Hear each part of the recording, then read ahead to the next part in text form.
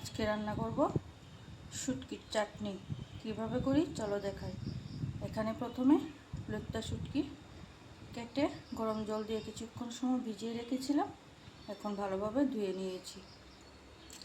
আর এখানে আছে তেলের শীতল, যেগুলো গরম জল করে ভিজিয়ে রেখেছি। দেখুন কি সুন্দর একদম গলে গেছে, আর কাটা দেখুন কি পরিমাণে।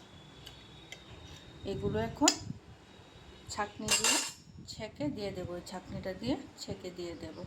কিভাবে করি চলো দেখাই। কড়াই বসিয়ে দিয়েছি, গরম হয়ে গেছে, দিয়ে দেব সরষের তেল। চাটনিটাতে তেল একটু বেশি লাগে।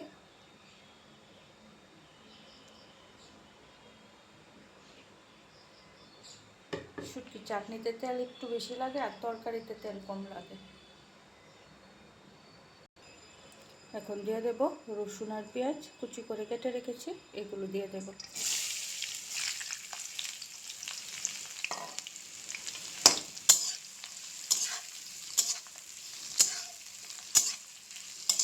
দিয়ে একটু ভাজা ভাজা করবো, বেশিক্ষণ না, একটু পেঁয়াজগুলো মজা পর্যন্ত।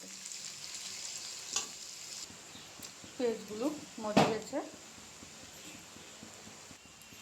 এখন দিয়ে দেব স্বাদ অনুসারে লবণ। লবণটা যেরকম খেতে পছন্দ করো তোমরা আন্দাজ মতো লবণটা দেবে। দিয়ে দিলাম হলুদ গুঁড়ো,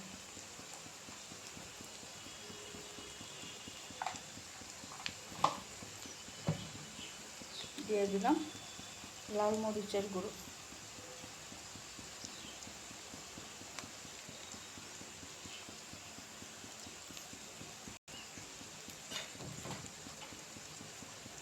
দিয়ে দেব কাঁচামরিচ বাটা।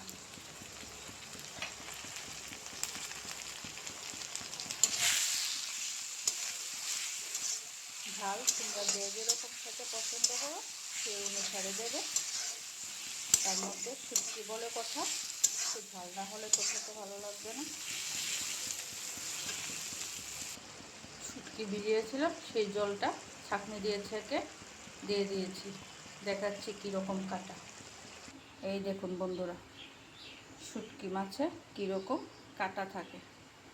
এই কাটাগুলো তো সবগুলি পেটে গেল, তার জন্য ছাঁকনি দিয়ে ছেঁকে দিয়ে দিয়েছি। আর এই শুটকিগুলো আর পরে দেব। এখন টমেটো কুচি দিয়ে দেব।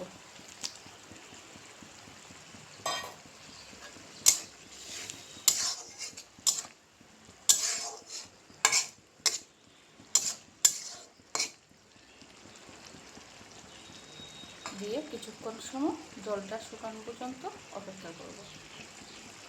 তার মধ্যে টমেটোগুলো গলে যাবে।